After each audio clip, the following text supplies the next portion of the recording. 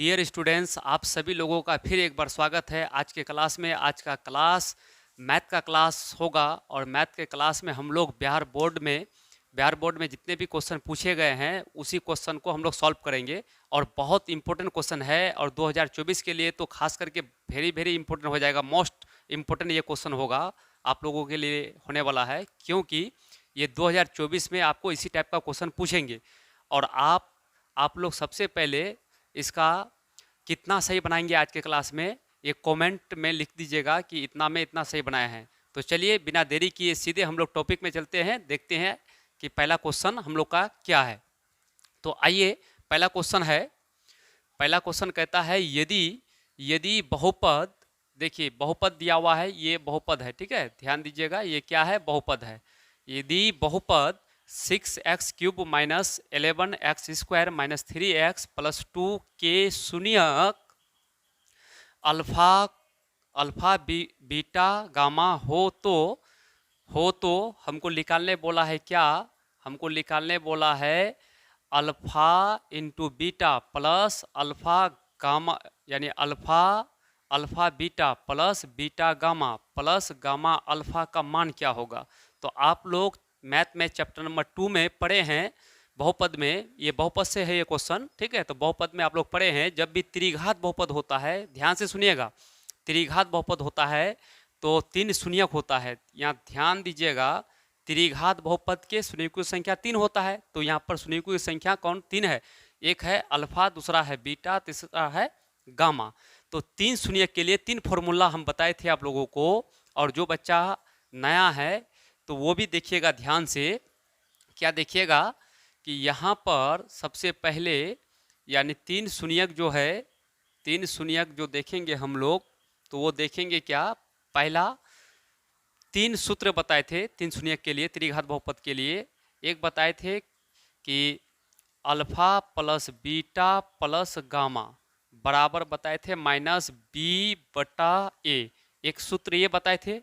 दूसरा सूत्र जिन विद्यार्थियों को याद नहीं है तो ये नोट कर लीजिएगा, ठीक है। दूसरा सूत्र बताए थे alpha beta plus beta gamma plus gamma alpha बराबर c/a। देखिए ये दूसरा सूत्र हो गया। तीसरा सूत्र क्या है, तीसरा सूत्र है आपका अल्फा बीटा गामा बराबर क्या है, तो इसका माइनस d/a। ये 3 सूत्र पर बनेगा जब भी त्रिघात बहुपद रहेगा कभी। तो अभी कौन वाला बोला है, ये वाला नंबर 2 वाला बोला है, ठीक है, 2 वाला बोला है। तो ध्यान दीजिएगा, यहाँ पर सबसे पहले इस मैथ को सॉल्व करेंगे। देखिए x³ के साथ जो गुना में है वो a का मान है, तो a का मान कितना है 6, और x² के साथ ये b का मान होगा, तो b यानी b का मान कितना हो जाएगा -11, और c का मान x का कोफिशिएंट यानी गुणांक कितना है -3 है, तो -3 हो जाएगा। और d का मान कितना है 2 है, ठीक है, ये d का मान है, और ये c का मान, ये जो है ये आपका b का मान, और ये a का मान है। तो ध्यान रखिएगा, इसको नोट कर देंगे। उसके बाद हमको बोला है क्या, alpha beta plus beta gamma plus gamma alpha, ठीक है। तो कौन वाला, ये नंबर 2 वाला निकालने बोला है। अब एग्जाम में कोई जरूरी नहीं है कि नंबर 2 वाला ही पूछ सकता है, पहला वाला भी पूछ सकता है, दूसरा भी पूछ सकता है, तीसरा भी, कोई भी एक पूछ सकता है। तो ध्यान दीजिएगा, अभी हम लोग के लिए नंबर 2 बोला है, तो नंबर 2 में क्या कहता है, यानी नाउ अब निकालेंगे हम लोग क्या, अल्फा बीटा और प्लस बीटा गामा फिर प्लस गामा अल्फा, ठीक है। ये यानी कि ये क्वेश्चन पूछा है आप लोगों को एग्जाम में, ठीक, तो उसी क्वेश्चन को उठाए हम। तो इसका सूत्र क्या होता है देखिए, यानी c/a, तो यहाँ पर हो जाएगा c/a। अब थोड़ा ध्यान से देखिएगा तो c का मान देखिए, तो c ऊपर में है तो c कितना है -3 है, तो -3 और बटा में a, तो a का मान यहाँ पर कितना है, a इक्वल कितना है 6 है, यहाँ पर 6 रख देंगे। देखिए 3 × 3 3 दूनी 6, तो इसका मतलब यहाँ माइनस है, -1/2, यानी 1 माइनस में 1/2 आंसर होगा इसका। कौन ऑप्शन मिल रहा है, देखिए 4 ऑप्शन है, तो ऑप्शन नंबर सी इसका सही जवाब है। तो मेरे ख्याल से आप लोग को पूर्ण रूप से समझ में आ चुका है। चलिए अब हम लोग देखेंगे अगला क्वेश्चन नंबर 2 देखेंगे, हम लोग के सामने आने वाले हैं। अब हम लोग के सामने आ चुका है क्वेश्चन नंबर 2, देखेंगे, बहुत इंपॉर्टेंट है 2024 के एग्जाम के लिए बिहार बोर्ड में, ठीक है। तो यहाँ पर देखेंगे दूसरा क्वेश्चन क्या कहता है, ध्यानपूर्वक बिल्कुल हम स्लो पढ़ा रहे हैं ताकि आप लोग का माइंड में बैठे बात, ठीक है। और जो बच्चे नए देख रहे हैं, वीडियो को पहली बार देख रहे हैं, तो वो जरूर सब्सक्राइब कर लीजिए, आप लोगों के लिए बहुत फायदा होने वाला है, ठीक है। तो आइए क्वेश्चन में देखते हैं। क्वेश्चन कहता है कि यदि बहुपद x square plus P x minus Q, ठीक है, ये बहुपद है के शून्यक एक दूसरे के व्युत्क्रम हो। शून्यक कितने घात वाला बहुपद है, द्विघात वाला बहुपद है। द्विघात वाला बहुपद होगा तो दो शून्यक होगा, और यहाँ पर कहता है कि शून्यक जो है एक दूसरे के व्युत्क्रम हो तो क्यू का मान क्या होगा। तो देखिएगा, जब भी इस टाइप का सवाल आपसे पूछेगा तो कुछ नहीं करना है, ठीक है। करना ये है, बिल्कुल एकदम आसान भाषा में बता देते हैं, एक शून्य को कुछ भी मान लो, एक शून्य को कुछ भी मान लो, या तो एक्स मान लो या फिर वाई मान लो, तो या फिर अल्फा मान लो। चलो मान लेते हैं कि पहला शून्यक अल्फा है, पहला शून्यक अल्फा है, और बोला है व्युत्क्रम। तो व्युत्क्रम किसी को अगर मान लेते हैं अल्फा, तो अल्फा का व्युत्क्रम क्या हो जाएगा, 1/अल्फा हो जाएगा। अगर बोलेंगे 3/4 का व्युत्क्रम क्या होगा, तो ये 4 ऊपर हो जाएगा और ये 3 नीचे हो जाएगा, ये हो जाता है व्युत्क्रम। ये अल्फा के नीचे क्या छिपा हुआ है, 1 है, नीचे में क्या है, 1 है, तो 1/अल्फा हो जाएगा। जब भी व्युत्क्रम जिसका बोलेगा तो उसको नीचे वाले को ऊपर कर देना है, ऊपर वाले को नीचे कर देना है।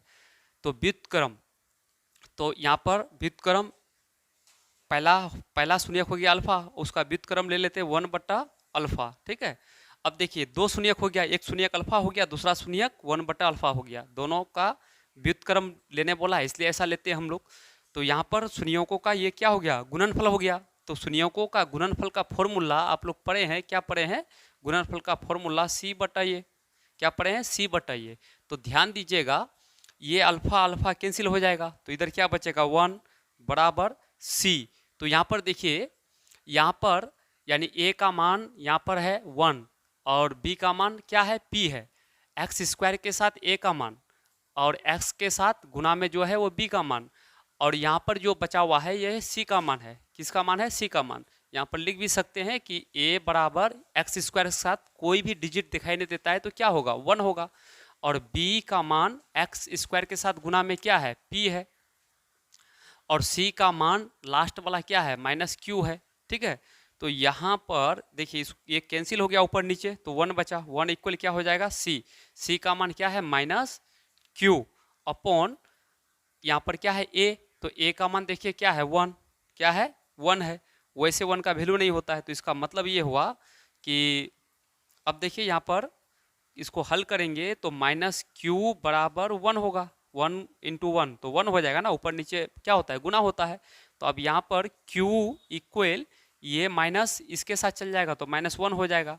तो इसका आंसर कितना निकला, यानी कि हमको बोला था Q का मान, तो देखिए Q बराबर कितना निकल गया, Q बराबर निकल गया -1। तो ऑप्शन नंबर किस में मिल रहा है, ऑप्शन नंबर A में मिल रहा है, इसका सही जवाब ये है। चलिए अब हम चलते हैं क्वेश्चन नंबर 3। तो बच्चों हम लोग के सामने आ चुका है क्वेश्चन नंबर 3। देखिए ये भी बहुत इंपॉर्टेंट क्वेश्चन है, इसको भी हम लोग देखते हैं कि ये क्वेश्चन क्या कहता है, और आप लोग आंसर देने का कोशिश कीजिएगा कि कौन सा ऑप्शन इसका सही है, ठीक है।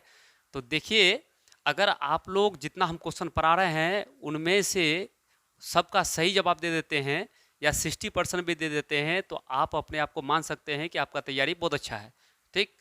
तो चलिए आते हैं हम क्वेश्चन पर। क्वेश्चन क्या कहता है, क्वेश्चन कहता है कि यदि बहुपद px का एक गुणनखंड, px का एक गुणनखंड क्या है, x+1, px का एक गुणनखंड x+1 हो तो बहुपद px का एक शून्यक होगा। जब भी ऐसा क्वेश्चन एक पूछेगा बिहार बोर्ड में, तो आप सीधा एक गुणनखंड ये दिया हुआ है ना, क्या दिया हुआ है, x+1। तो देखिए इसको क्या करना है, x+1 शून्यक निकालना है तो बराबर 0 कर देना है। तो यहाँ पर x बराबर E1 प्लस में है, उधर इसको रखेंगे तो माइनस में 1 होगा, तो -1 यही एक शून्यक है, -1, तो -1 कौन सा ऑप्शन में है, देखिए तो ऑप्शन नंबर ए में है। बस इतना ही करना है। कितना मतलब आसान आसान क्वेश्चन पूछा जाता है बच्चों। अब आप लोग के सामने क्वेश्चन नंबर 4, ये भी बहुत इंपॉर्टेंट क्वेश्चन है। ये भी बिहार बोर्ड में कई बार इस क्वेश्चन को पूछा गया है, तो उस क्वेश्चन को उठाएं हम। तो देखिए पहले क्वेश्चन पढ़ते हैं, फिर क्या कहता है क्वेश्चन। क्वेश्चन कहता है कि यदि यदि ax³ plus bx² plus cx plus d त्रिघातीय बहुपद हो, तो त्रिघातीय बहुपद का एक शून्यक शून्य हो। एक शून्यक, सबसे पहली बात कि ये है क्या, ये त्रिघातीय बहुपद है। क्या है, त्रिघातीय बहुपद है आपका, ठीक है। त्रिघातीय बहुपद का एक शून्यक क्या है, शून्य है, मतलब जीरो है। त्रिघातीय बहुपद का एक शून्यक जीरो हो तो उसके अन्य दो शून्यकों का गुणनफल है, यानी होगा। अन्य दो शून्यकों का गुणनफल होगा या है, क्या होगा, तो इसको देखते हैं हम लोग। एक बहुत लॉजिकल क्वेश्चन है, तो आइए इसको बिल्कुल आराम से आसान भाषा में सॉल्व कर देते हैं। क्या, सबसे पहले देखिएगा यहाँ पर, सबसे पहले ये त्रिघात बहुपद दिया हुआ है ax³ plus bx² plus cx plus d, ये दिया हुआ है। तो यहाँ से हम निकाल लेते हैं a का मान कितना है, तो a का मान a ही है। b का मान क्या है, तो b का मान b ही है। देखिए x³ के साथ a का मान है, ये b का मान b ही है, और c का मान c है, और d का मान d ही है, ठीक है। क्योंकि यहाँ पर आपका यहाँ पर 3 देता तो c का मान 3 होता, ठीक है। a का मान a ही है, b का मान b है, c का मान c है, d का मान d ही है, ठीक है सवाल में। अब आइए, अब यहाँ पर कहता है क्या, कहता है कि एक शून्यक, चूंकि घात क्या है 3 है, तो शून्यक कितना होगा, 3 होगा। और 3 शून्यक में से एक शून्यक शून्य है, जीरो है।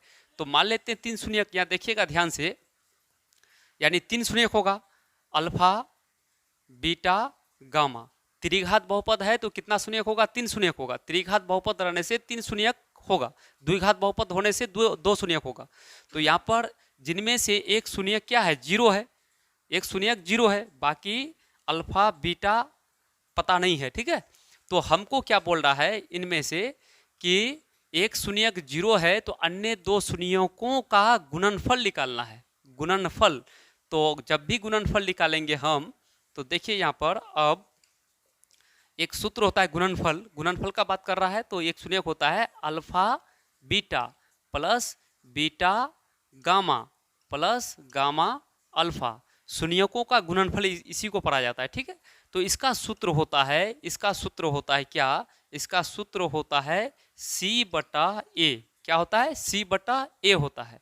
अब यहाँ पर देखिए, यहाँ पर अल्फा है, यहाँ पर क्या है, अल्फा है। तो कहने का मतलब अल्फा के जगह पर, यहाँ पर अल्फा है तो अल्फा का मान कितना है, जीरो है। तो यहाँ पर अल्फा है तो यहाँ पर अल्फा का मान हम क्या रखेंगे, जीरो। जीरो गुना, यानी जीरो को बीटा से गुना करेंगे, जीरो को किसी से भी गुना करेंगे तो क्या हो जाएगा, यहाँ पर हो जाएगा जीरो। क्यों, क्योंकि अब देखिए यहाँ पर देखिएगा, यानी अल्फा गुना अल्फा, अल्फा के जगह पर जीरो रखेंगे और यहाँ पर बीटा, तो बराबर जीरो होगा। तो वही बात यहाँ समझा रहे हैं कि अल्फा का मान वहाँ पर जीरो है तो ये जीरो हो जाएगा, प्लस यहाँ पर क्या हो जाएगा, बीटा गामा, ठीक है। और प्लस यहाँ पर फिर क्या है, जाकर के गामा अल्फा, तो अल्फा का मान क्या है, जीरो है, तो अल्फा का मान जीरो है तो ये पूरा जाकर जीरो हो जाएगा, बराबर क्या हो जाएगा, सी। तो सी का मान क्या है, सी ही है, तो सी। और ए का मान क्या है, ए का मान ए ही है। अब देखिए फाइनली, अगर फाइनली देखें तो ये जीरो जीरो कोई मतलब नहीं है, यानी जोड़ेंगे हम तो क्या बचेगा, बीटा गामा बराबर अन्य दो शून्यकों का गुणनफल। 2 शून्यक बचा, यानी बीटा और गामा बचा, ये दोनों का गुणनफल। तो गुणनफल मतलब यहाँ गुना हो गया, तो कितना आया, c/a आया। तो c/a, ठीक है, c/a किस ऑप्शन में मिल रहा है, c/a ऑप्शन नंबर बी में मिल रहा है। देख लीजिए, बिल्कुल एकदम लॉजिकल था और बिल्कुल सिंपल था, इससे आसान और कहीं नहीं मिलेगा आपको। चलिए हम देखेंगे आगे। तो बच्चों, अब आप लोग के सामने आ चुका है क्वेश्चन नंबर 5। देखिए ये भी बहुत इंपॉर्टेंट है आप लोगों के लिए, एक एक क्वेश्चन इंपॉर्टेंट है। अगर इस सीरीज में आप अगर पूरा बना लेते हैं तो आपको मैट्रिक में, मैथ में कोई टेंशन लेने की ज़रूरत नहीं है। आप इतना गारंटी है कि आप 90 से 100 के बीच आपका मार्क्स आने वाला है। तो आइए क्वेश्चन नंबर 5 देखते हैं हम लोग क्या है। यदि बहुपद px का एक शून्यक -2 है तो निम्नलिखित में कौन px का एक गुणनखंड होगा। ठीक है, ऑप्शन दिया हुआ है। तो अब सबसे पहले यहाँ पर देखिए, एक शून्यक अगर माइनस में रहेगा तो प्लस वाला होगा, तो x + 2 कौन सा होगा, x + 2 ऑप्शन नंबर बी होगा। कैसे हुआ देखिए, यहाँ पर क्या है x + 2, अगर इसका हम शून्यक निकालेंगे तो बराबर 0 कर देंगे। तो यहाँ पर x बराबर किस में लिख लेगा, प्लस में 2 है, उधर जाएगा तो माइनस में 2 होगा, तो माइनस में 2 लिखला। अगर ये माइनस में है तो प्लस में लिख लेगा, जबकि यहाँ पर क्या किस में दिया हुआ है, माइनस में दिया हुआ है।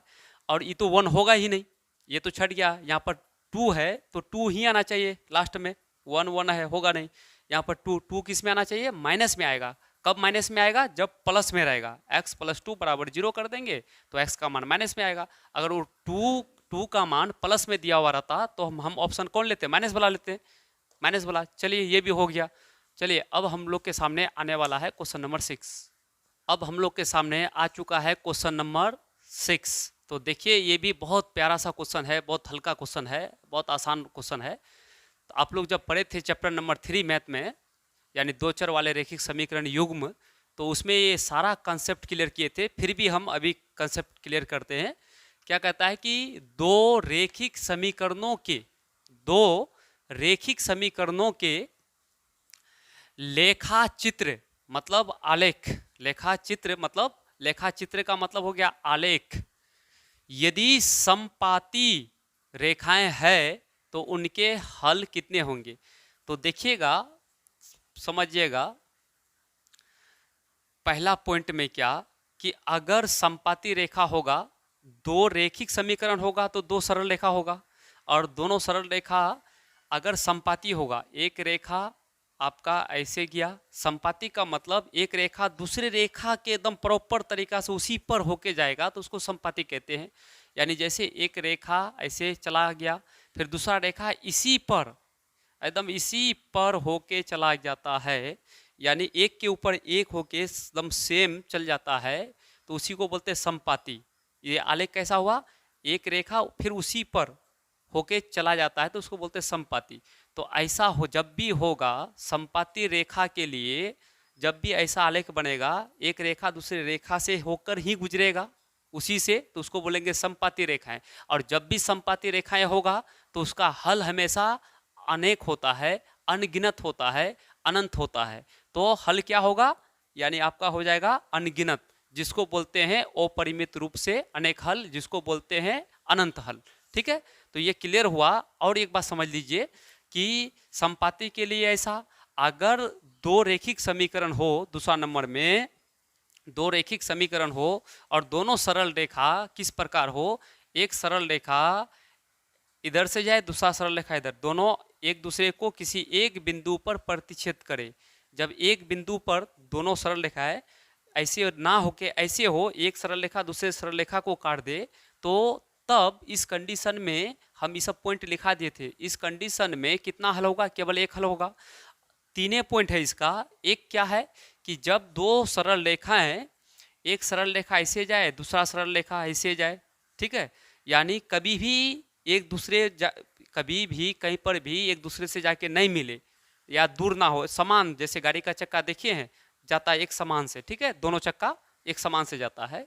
तो ये इस प्रकार का जब रेखा होगा तो इसको बोलते हैं समांतर। और इसका हल, जब भी समांतर रेखा होगा तो उसका हल होगा कोई नहीं, एक भी हल नहीं होगा, यानी कोई हल नहीं होगा।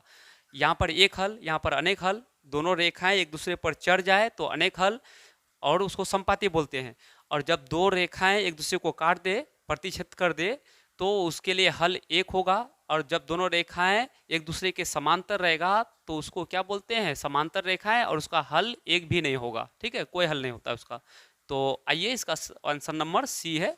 हम लोग चलेंगे अब क्वेश्चन नंबर 7 देखेंगे। तो बच्चों अब आ चुका है हम लोग का क्वेश्चन नंबर 7। देखिए ये भी बहुत ही मतलब लॉजिकल क्वेश्चन है, देखते हैं इसका क्या आंसर होता है। क्वेश्चन कहता है कि समीकरण, देखिए समीकरण, दो समीकरण दिया हुआ है, दोनों रैखिक समीकरण है, जब दो समीकरण एक साथ दिया हुआ रहता है तो हम लोग युग्म कहते हैं, निकाय कहते हैं, युगपत कहते हैं, ठीक है। और दोनों रेखिक समीकरण है। तो समीकरण एक समीकरण ये है और दूसरा समीकरण ये है, ठीक है। तो समीकरण यहाँ पर समीकरण इतना के आलेख किस प्रकार की सरल रेखाएं होगी, ये दोनों रेखिक समीकरण का आलेख किस प्रकार की सरल रेखाएं होगी, यहाँ पर ऑप्शन दिया हुआ है। तो ऐसा सवाल कैसे करेंगे, इसके लिए एक आप नेम याद रखिएगा। देखिए, एक इसके लिए 3 पॉइंट होता है। पहला पॉइंट है क्या है कि A1/A2 नॉट इक्वल B1/B2। अगर ऐसा होगा तो ये बोलेंगे प्रतिच्छेदी रेखा, ऐसा होगा तो क्या बोलेंगे, प्रतिच्छेदी रेखा। क्या बोलेंगे, प्रतिच्छेदी रेखा, प्रतिच्छेदी सरल रेखाएं होगी। अगर ऐसा कंडीशन पर आ जाए तो प्रतिच्छेदी सरल रेखाएं कहेंगे, प्रतिच्छेदी सरल रेखाएं कहेंगे। दूसरा बात को याद रखना है, A1/A2 equal B1/B2 equal C1/C2। अगर तीनों का वैल्यू इक्वल में आ जाए तब फिर क्या कहेंगे, तो इसको कहेंगे हम लोग समपाती रेखाएं। क्या कहेंगे, समपाती रेखाएं कहेंगे। याद रखिएगा, समपाती रेखाएं, तीनों बराबर हो जाए। या फिर पहला A1/A2 और B1/B2 इसके ये बराबर नहीं होगा तो बोलेंगे, क्या बोलेंगे कि प्रतिच्छेदी रेखाएं। अगर तीनों का वैल्यू बराबर हो जाए तो बोलेंगे समपाती रेखाएं। और एक पॉइंट क्या है, ये हम थ्योरी में क्लास में करा चुके हैं, ठीक है, आप लोग एक बार जाके देख लीजिएगा। अगर A1/A2 इक्वल B1/B2 और नॉट इक्वल C1/C2, ठीक है, ये दोनों पहला दोनों क्या होगा, बराबर होगा, लेकिन तीसरा बराबर नहीं होगा। तो ऐसा कंडीशन में हम लोग क्या कहते हैं, ऐसा कंडीशन में हम लोग कहते हैं जा करके समांतर रेखाएं। क्या बोलते हैं, तीसरा वाला के लिए क्या कहते हैं हम लोग, समांतर रेखाएं। क्या बोलते हैं, समांतर रेखाएं, समांतर रेखाएं के नाम से जानते हैं, ठीक है। और एक बात ये भी है, जो प्रतिच्छेदी होगा तो उसका एक हल होगा, जो समपाती रेखाएं होगा तो उसका अनेक हल होगा, और जो समांतर रेखाएं होगा तो उसका कोई हल नहीं होगा। ये भी बात को नोट रखिएगा। फिर से सुनिए, जो प्रतिच्छेदी रेखा होगा तो उसका केवल एक हल होता है, और समपाती रेखा के लिए अनेक हल होता है, और समांतर रेखा के लिए कोई हल नहीं होता है। और एक बात याद रखिएगा, जो प्रतिच्छेदी रेखा होता है तो वो संगत होता है, समपाती होता है तो संगत होता है, और समांतर होता है तो असंगत होता है। असंगत को क्या कहते हैं, विरोधी हल के नाम से भी जानते हैं, और बाकी ये दोनों अविरोधी हल के नाम से जानते हैं। तो इतना सब कॉन्सेप्ट रखना है माइंड में। हम जितना बोले वीडियो को 2-3 बार रिप्ले करके आप नोट कर लीजिएगा सब बात को, ठीक है। तो अब देखिए, यहाँ पर इसको बनाने जा रहे हैं हम क्वेश्चन, कौन सा ऑप्शन सही होगा। तो सबसे पहले देखिए, ये जो है ना, ये है A1 का मान, B1 का मान, C1 का मान। यहाँ पर अगर ध्यान से देखा जाए तो यहाँ पर अगर हम सॉल्व करें तो देखिए, अब आए क्वेश्चन पर। तो क्वेश्चन पर यानी x के आगे में A1, y के आगे में B1 और ये C1, ठीक है। फिर दूसरा वाला समीकरण जाएंगे तो x के आगे में A2, B2, C2 का मान दिया हुआ है। तो यहाँ पर अगर देखा जाए तो यहाँ पर क्या हो जाएगा, यानी A1 का वैल्यू कितना दिया हुआ है, यहाँ पर 2 दिया हुआ है, ठीक है। और उसके बाद अगर हम और भी देखें, क्या देखें, B1 का मान कितना है, तो यहाँ पर देखिए y के साथ कोई अंक नहीं है तो 1 है, लेकिन माइनस है तो -1 है। और C1 का मान कितना है, तो यहाँ पर -3 है। क्या है, -3 है। उसी प्रकार से दूसरा वाला समीकरण के लिए अगर देखेंगे तो यहाँ पर A2 इक्वल कितना हो जाएगा, 12, और B2 इक्वल कितना हो जाएगा, तो हो जाएगा 7, और C2 इक्वल कितना हो जाएगा, तो वहाँ पर -5 हो जाएगा, ठीक है। इतना देखना है। अब आगे देखिए, 9 यानी कि इसको हम A1/A2 इक्वल इसका मान रखते हैं। पहले A1 A2 का मान रखते हैं। तो यहाँ पर क्या हो जाएगा, A1 का मान हो गया 2 और A2 का मान हो गया 12। इसको काटेंगे, 2 1 कम 2, 2 6 का 12। तो फाइनली देखा जाए तो 1/6 आया। देखिए, A1/A2 का मान कितना आया, 1/6। अब देखिए B1 B2 का मान भी निकाल लेते हैं। B1 का मान देखिए -1/B2 का मान 7। देखिए तो कटेगा नहीं, इसको देखिए।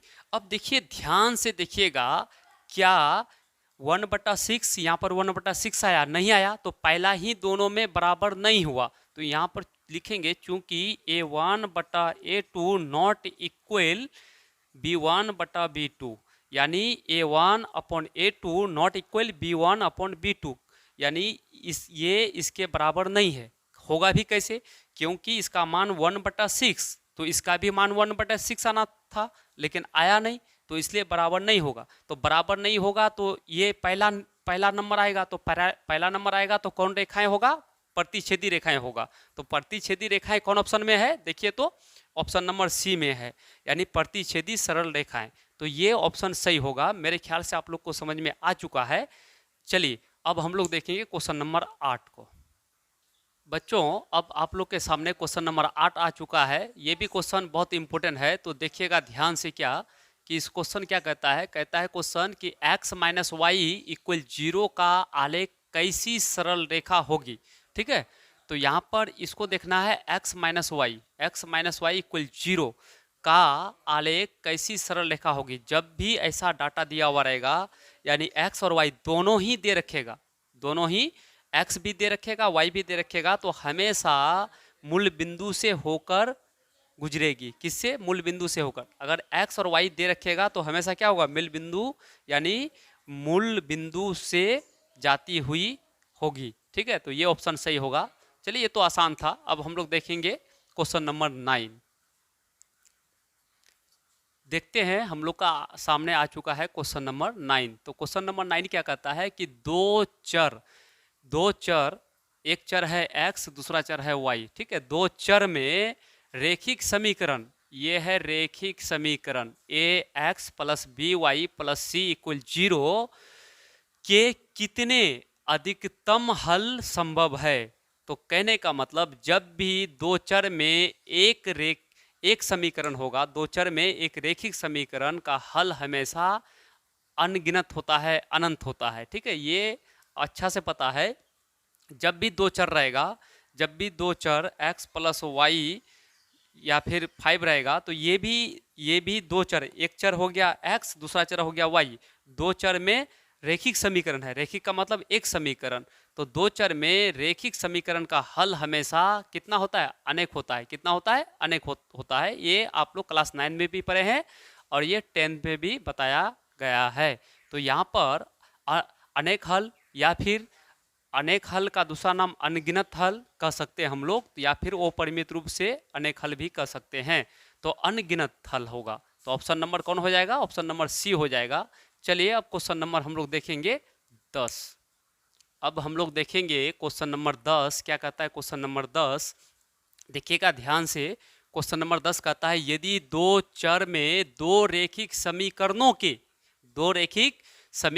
के आलेख क्या हो, प्रतिच्छेदी रेखाएं हो, तो हलों की संख्या।